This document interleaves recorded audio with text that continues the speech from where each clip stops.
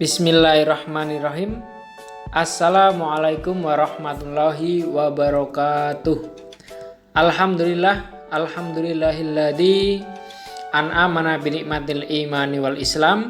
Asyhadu an la ilaha illallah wahdahu la syarikalah wa asyhadu anna Muhammadan abduhu wa rasuluh.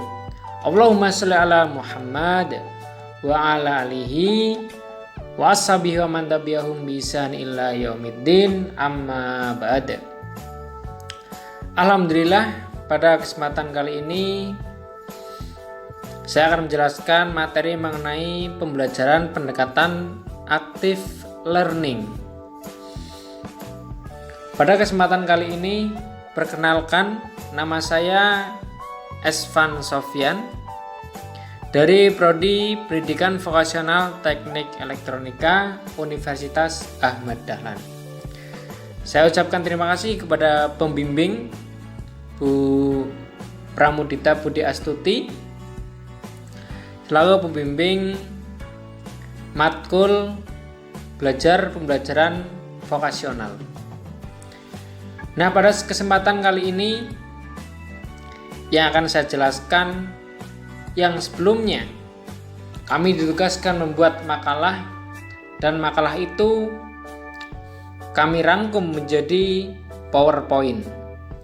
Dan poin-poin penting ini akan saya jelaskan agar lebih tahu dan lebih mendalami apa itu pembelajaran pendekatan active learning.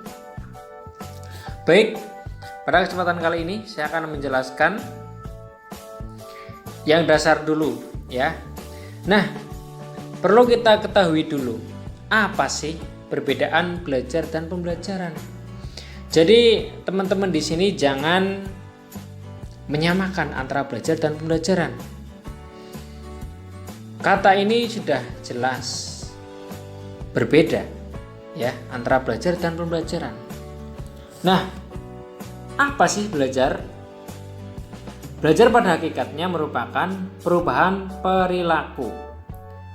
Perubahan yang terjadi merupakan perubahan perilaku yang bersifat permanen, yang disebabkan karena interaksi dengan lingkungan. Nah, ini pendapat dari Bauer dan Hilgard.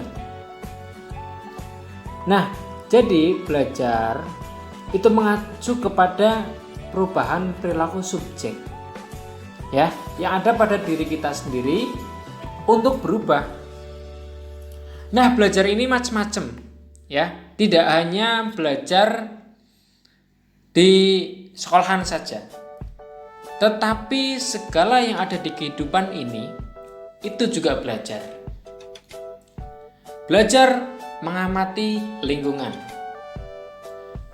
belajar agama, belajar berwirausaha, sangat banyak sekali. Nah, belajar ini akan sangat berpengaruh untuk diri kita. Karena apa? Karena kita akan mempunyai skill. Skill itu tumbuh dari pengalaman, ya, pengalaman yang berulang-ulang pada situasi tertentu. Nah, belajar ini pun sudah dijelaskan. Ada dasar kecenderungan respon bawaan subjek kedewasaan atau kondisi saat ya, untuk membuat orang dapat melakukan kegiatan belajar diperlukan pembelajaran ya. Nah, itu belajar. Jadi belajar itu tidak semerta-merta berada di ruang kelas, tapi di luar kelas itu juga belajar ya. Seperti mengikuti organisasi, mengikuti unit kreatif mahasiswa ya, atau UKM, dan masih banyak lagi. Nah, dan pembelajaran ya, ini yang kedua ya, pembelajaran.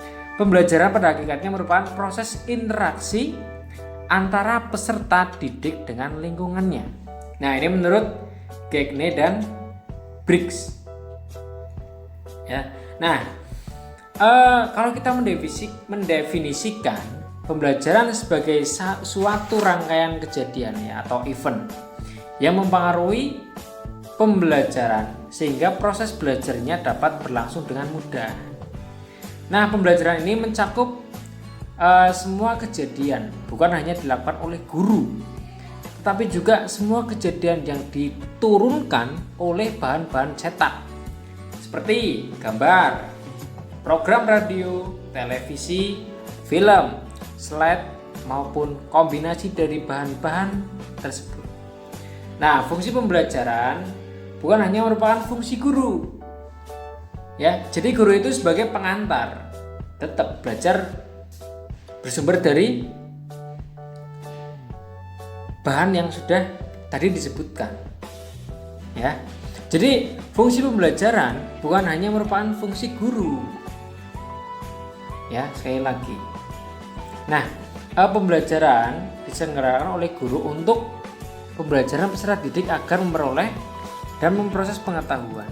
Nah, jadi pembelajaran ini terkadang ketika kita belajar otodidak, ya, pasti masih ada kebingungan untuk menyelesaikan suatu persoalan. Nah, fungsinya adanya guru, fungsinya ada pembimbing, fungsinya pendidik, yaitu memberikan arahan bahwa langkah-langkah dalam menyelesaikan suatu masalah tidak dapat diselesaikan sendiri. Ya, perlu adanya pendampingan. Ya. Nah, itu mengenai perbedaan antara belajar dan pembelajaran. Nah, kita masuk ya ke pendekatan active learning. Nah, kita perhatikan terlebih dahulu. Apa sih yang dimaksud ataupun pengertian pembelajaran active learning? Ya. Nah, yang dimaksud dengan pembelajaran active learning adalah pembelajaran yang menekankan keaktifan siswa untuk mengalami sendiri, untuk berlatih, untuk berkegiatan sehingga baik dengan daya pikir, emosional, dan keterampilannya mereka belajar dan berlatih. Nah, pembelajaran active learning ini mengharuskan peserta ataupun siswa ataupun mahasiswa berpartisipasi dalam proses belajar yang melibatkan diri dalam beberapa jenis kegiatan, ya, yang dimana secara fisik mereka merupakan bagian dari pembelajaran tersebut. Secara sederhana, ya, active learning merupakan learning by doing. Active learning berdasarkan diri pada proses, bukan hasil, ya. Nah, jadi active learning ini belajar aktif, ya, yang dimana kita benar-benar belajar menuju kemandirian. Nah, kemampuan belajar active learning ini bertujuan untuk meningkatkan daya pikir, meningkatkan keterampilan, dan meningkatkan kompetensi yang ada pada diri siswa atau mahasiswa ataupun peserta. Ya. Nah, jadi istilah active learning ini mengacu kepada teknik instruksional interaktif, ya, yang mengharuskan siswa melakukan pemikiran tingkat tinggi, ya, seperti analisis, sintesis, dan evaluasi. Ya, nah, dan siswa dalam melakukan pembelajaran aktif dapat menggunakan sumber daya di luar pengajar seperti perpustakaan, kemudian situs web, wawancara, atau fokus grup. Ya, jadi banyak sumber-sumber yang dapat kita pelajari. Ya, tidak kepada satu sumber saja seperti guru, ya, tapi di media sekarang apalagi sudah canggih, kita manfaatkan semaksimal mungkin, ya. Nah, dalam active learning ini kegiatan belajar itu harus dimulai dengan hal-hal yang sudah dikenal dan dipahami oleh peserta didik, ya. Nah, itu mengenai pengertian active learning, pembelajaran active learning, ya, untuk meningkatkan daya pikir peserta ataupun siswa. Nah, kita lanjut. Mengapa kita menggunakan active learning? Ya, kita langsung ambil kesimpulannya saja. Ya, jadi hasil penelitian menunjukkan bahwa active learning merupakan teknik mengajar yang efektif dibandingkan dengan metode mengajar tradisional seperti ceramah. Peserta didik akan lebih banyak materi, dapat menyimpan informasi lebih lama, dan lebih dapat menyukai kondisi kelas. Active learning memungkinkan peserta didik untuk belajar dalam kelas dengan bantuan pendidik serta peserta didik lainnya. Nah, di dalam sini yang dikatakan hasil penelitiannya tadi, ya, bahwa pembelajaran active learning ini tergolong efektif, ya, karena yang tradisional pembelajaran dulu itu kita hanya mendengarkan saja, dan kita terkadang belum ada kesempatan untuk bertanya ataupun memberikan opini, pendapat dengan apa yang disampaikan oleh penceramah tersebut, ya. Nah, jadi active learning ini sama-sama interaksi antara siswa dan pendidik. Nah, di situ kita akan lebih menyimpan informasi lebih lama. Karena apa? Selain kita dapatkan materi yang disampaikan oleh guru ataupun dosen, kita pun dapat menangkap kesimpulannya, ya. Nah, dan siswa pun lebih suka dengan kondisi kelas yang seperti itu, sehingga apa? Tidak boring, tidak diam saja. Adanya interaktif antara pendidik ataupun peserta yang lain ataupun siswa yang lain, ya. Nah, itu mengenai mengapa kita harus menggunakan active learning, ya. Jadi dengan menggunakan active learning ini mengharapkan peserta didik lebih mampu mengenal dan mengembangkan kapasitas belajar dan potensi yang dimiliki, ya. Nah, kemudian ada juga ini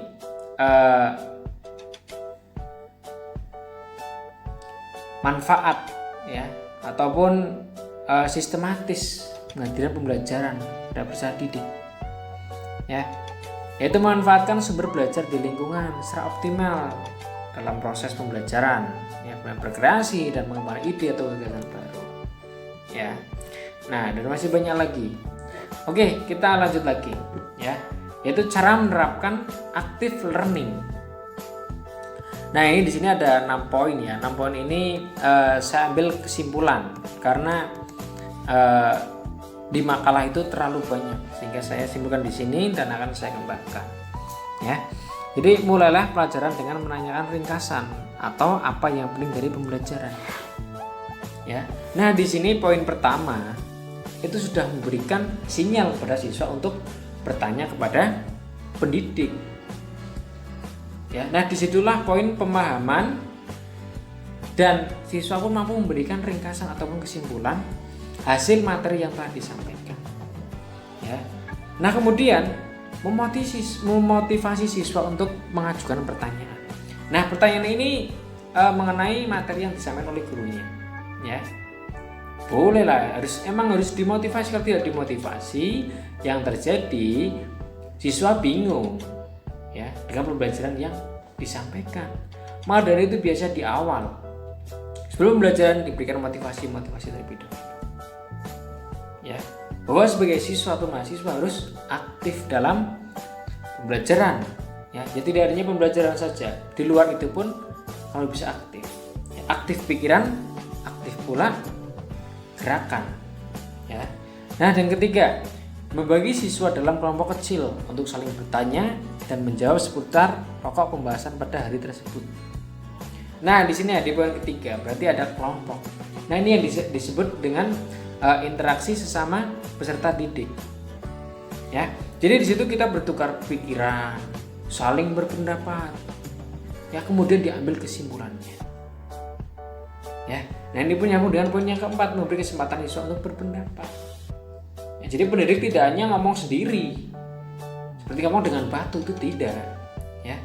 Berikan kesempatan kepada siswa untuk memberikan pendapat, bagaimana tanggapannya, apakah mudah dipahami atau tidak, ya. Nah, yang poin kelima, mengadakan kuis dan latihan dalam rangka review sebagai alat pembelajaran. Ya. Nah, di sini biasanya dinamakan post test ya. Kalau saya mengatakan post test, di akhir pembelajaran diadakan tes, bahasa itu tes. Seberapa jauh sih kemampuan anak dalam menangkap materi yang telah disampaikan? Apakah ia benar-benar paham ataupun belum paham? Nah, disitulah pendidik bisa menilai kemampuan peserta didik. Ya, ini sangat penting sekali. Ya, ini keenam sama dengan 2 ya. Oke, lanjut lagi. Nah, ini ada komponen-komponen strategi aktif learning dan pendukungnya. Nah, komponen-komponen ini ya, yang pertama pengalaman. Ya, pengalaman ini ya, pengalaman langsung mengaktifkan lebih banyak indera daripada hanya melalui pendengaran. Ya, mendengarkan. Yang dimaksud dengan mendengarkan itu ketika kita berada di kelas ya, kita sering mendengarkan, tetapi pengalaman itu kita dapatkan ketika kita berada di luar kelas, yaitu mengambil sisi-sisi positif yang terjadi di lingkungan kita ya. Nah, pengalaman ini mampu membuka wawasan kita bahwa yang dinamakan pembelajaran active learning ya, tidak hanya terjadi di dalam saja, di dalam kelas, tapi di luar kelas. Dan dunia ini sangat besar sekali. Kenapa kawannya di satu ruangan saja, tidak mau mengembangkan dirinya gitu loh ya. Nah, ini pengalaman itu sangat penting ya. Sebaik-baik belajar yaitu pengalaman, perbanyak pengalaman dan pengalaman ya. Nanti kamu akan tahu mengenai lingkungan yang ada di sekitar kalian. Nah, kemudian interaksi, saling bertanya dan mempertanyakan, dan atau saling menjelaskan. Nah, interaksi ini berarti terjadi antara entah pendidik ataupun peserta yang lain. Nah, ini pun kesempatan emas untuk mengembangkan pola pikir kita, untuk menyatukan pola pikir supaya tidak terjadi ketersesatan ya, ataupun keluar dari materi yang dibahas ya. Jadi interaksi ini pun tidak hanya terjadi di ruangan ya, tapi di luar ruangan, lagi-lagi di luar ruangan itu juga malah tambah banyak ilmu yang akan didapatkan ya. Kemudian komunikasi, pengungkapan pikiran baik dalam mengumumkan gagasan sendiri maupun menilai gagasan orang lain, karena memantapkan pemahaman seseorang tentang apa yang sedang dipikirkan atau dipelajari. Nah, ini loh yang dimaksud komunikasi. Kita tidak hanya kekeh dengan pendapat kita sendiri, dengan pemahaman kita sendiri, kemudian kita mengejar bahwa apa yang telah disampaikan oleh dia, si A contohnya, itu salah. Oh, jangan seperti itu menjadi orang ya. Terkadang kita kurang belajar, kurang membaca, sehingga yang terjadi kita menyalahkan orang ya. Maka dari itu perbanyak komunikasi, bertukar pikiran ya, ambil kesimpulan yang benar di mana. Bukannya kita saling mempertahankan pendapat kita, itu yang kurang tepat terkadang yang terjadi ya. Nah, kemudian ada refleksi. Nah, refleksi ini merenungkan kembali atau merefleksi gagasannya, kemudian melakukan perbaikan sehingga memiliki gagasan yang lebih mantap. Nah, ini ya yang tadi saya jelaskan di komunikasi juga ya. Jadi refleksi ini kesimpulan yang kita ambil dari topik-topik pembahasan ya. Jadi tidak semerta-merta kita paham sendiri dan yang lain nanti tidak tahu. Oh, jangan seperti itu. Ketika kita mempunyai ilmunya, alangkah baiknya kita berbagi ya, jangan dipendam sendiri. Nah, itulah yang terbaik ya. Dan masih banyak lagi komponen-komponen yang ada pada active learning ya. Jadi ini saya ambil kesimpulan. Oke, lanjut. Nah, ini ada beberapa strategi yang bisa digunakan.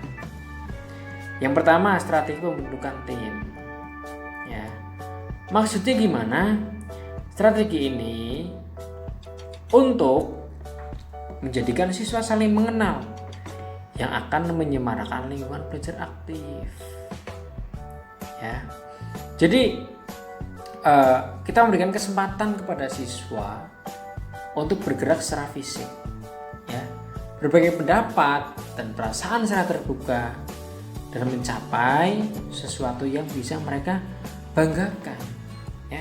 Jadi dibentuknya suatu tim itu untuk merencanakan ke depannya sehingga ia memperoleh apa yang dia impikan gitu loh, ya. Kemudian strategi penilaian secara tepat. Strategi ini dirancang untuk membantu guru menilai mata pelajaran dan pada saat yang sama dapat melibatkan peserta didik sejak dari awal, ya. Nah, strategi ini emang harus digunakan, ya. Nah, ini ketika kita melibatkan peserta didik itu ada assessment set, question study have, instant assessment, representative sample, dan class concurrent. Nah, yang ketiga ada strategi melibatkan siswa, ya. Nah, ini juga penting sekali. Cara ini untuk membuat siswa aktif dari awal adalah dengan menggunakan strategi-strategi perlibatan secara langsung. Ya, ini loh yang dimaksud dengan ayo diajak siswa remaja diajak untuk bergerak bareng, ya. Jadi bagi peserta didik itu mempunyai lebih banyak pengalaman, dan ketika sebagai pendidik tidak memberikan pemahaman dan tidak memberikan arahan, bahkan memberikan motivasi, siswa itu tidak akan mau bergerak, ya. Maka perlu diajak dan diajak. Nah, kemudian yang terakhir ada membantu siswa dalam belajar, ya. Belajar aktif tentang informasi, keterampilan, dan sikap terjadi lewat suatu proses pencarian, ya. Nah, ini belajar dipentingkan belajar, ya. Perbanyak informasi, ya. Mantapkan keterampilan, sikap kita juga, ya. Jadi kita lebih ke prosesnya, proses dalam mencari informasi tersebut, ya, bukan di hasilnya. Terkadang kita melihat orang-orang yang mempunyai pemikiran jernih, pemikiran bagus, kita jangan lihat dari hasilnya saja, tapi prosesnya, ia melakukan apa saja. Mungkin dari interaksi, pengalaman, komunikasi, itu juga penting, ya. Oke, kemudian ada juga ini yang namanya kelebihan dan kekurangan active learning, ya. Nah, ini kelebihan ada 7 poin, ya. Berpusat pada peserta didik. Nah, jadi lebih ditekankan ke peserta didik, ya, karena guru sudah mempunyai kompetensi dalam mendidik, maka ia harus mendampingi kepada peserta didik. Itu yang pertama, ya. Kemudian menekankan pada menemukan pengetahuan, bukan menerima pengetahuan, ya. Jadi kita memberikan kesempatan kepada peserta didik untuk aktif berpendapat dan aktif membuat ringkasan ataupun rangkuman materi yang telah disampaikan. Kemudian sangat menyenangkan. Nah, sangat menyenangkan itu apa? Pendidik harus memberikan suasana yang menarik dan asik agar siswa itu mampu berinteraksi dengan aktif, ya. Nah, itu pun poin penting, ya. Jadi ada rasa nyaman di situ. Kemudian memberdayakan semua potensi dan indera peserta didik. Menggunakan metode yang bervariasi. Nah, bervariasi ini tidak tetap itu terus, ya. Selalu upgrade dan upgrade. Supaya apa? Supaya tidak bosan peserta didiknya, ya. Maka dari itu kita sebagai pendidik perlu adanya yang namanya perbanyak pengetahuan tentang cara belajar, cara mendidik, itu juga penting, ya. Menggunakan banyak media. Nah, pada kesempatan kali ini karena kita sudah berada di dunia maya, nah itu media kalau bisa dimanfaatkan sebaik-baiknya. Kemudian disesuaikan dengan pengetahuan yang sudah ada, ya. Nah, pengetahuan ini ya pengetahuan yang sudah ada, ya, itu yang perlu ditekankan dan perlu ditambahkan. Nah, pengetahuan yang lain bisa nanti kita cari sendiri, ataupun pendidik memberikan sumber-sumber agar peserta didik mau mempelajarinya. Nah, kemudian kekurangannya ini ya, peserta didik sulit merorientasi pemikirannya ketika tidak didampingi oleh pendidik. Nah, ini loh yang dimaksud pentingnya pendidik untuk peserta didik, itu memberikan pendampingan. Yaitu tadi yang saya katakan di awal, ketika peserta didik tidak didampingi dari awal sampai akhir, ya terjadi apa? Ia akan melenceng dengan sendirinya, ya. Ia akan kekeh dengan pendapatnya, dia menyalahkan nanti, yang nanti menyalahkan. Ya. Yang kedua yaitu pembahasan terkesan ke segala arah atau tidak terfokus. Benar sekali, ya. Inilah pentingnya mentor ya, catatan mentor, guru itu juga mentor. Jadi berikan satu titik agar dia itu fokus, ya. Kalau peserta didik itu dibiarkan saja, itu pasti nanti akan bahasanya berkeliaran ya kemana-mana. Nah, itu yang perlu nanti diperbaiki. Ya, kalau bisa, kalau peserta didik punya kelebihan di ini, silakan ya difokuskan gitu loh. Ya. Nah, ini kelebihan dan kekurangan active learning. Nah, kemudian kesimpulan apa sih yang bisa kita ambil? Ya, jadi active learning mempunyai berbagai keuntungan dan kelemahan. Ya, kelemahan dalam menerapkan pendekatan active learning dapat diatasi dengan adanya perencanaan yang lebih baik. Hal pertama yang dapat dilakukan adalah bahwa pendidik harus merasa nyaman dan active learning. Penerapan active learning perlu mendapatkan dukungan dari berbagai pihak agar tercipta suasana pembelajaran yang kondusif yang dapat memperbaiki dan menambah kemampuan peserta didik. Ya. Jadi ada sinkron ya antara peserta didik dan pendidik. Yang terjadi nanti apa? Rasa kekeluargaan, rasa kenyamanan, dan hasilnya pun nanti akan membekas kepada peserta didik. Ini nanti yang perlu ditekankan, perlu diberikan pemahaman agar benar-benar mengetahui dan mempelajarinya. Nah, kemudian apa sih tindak lanjut yang kita lakukan? Ya, salah satu karakteristik dari pembelajaran yang menggunakan pendekatan belajar aktif atau active learning strategi adalah adanya keaktifan siswa dan guru, sehingga terciptanya suasana belajar aktif. Untuk menciptakan suasana belajar aktif tidak lepas yaitu beberapa komponen pendukung, yaitu pengalaman, interaksi, komunikasi, dan refleksi. Ya, perlu ya adanya pendampingan khusus dari pendidik kepada peserta didik, adanya pengawasan, adanya motivasi. Ya, seperti tadi yang sudah dari awal saya sampaikan, itu semuanya sangat penting.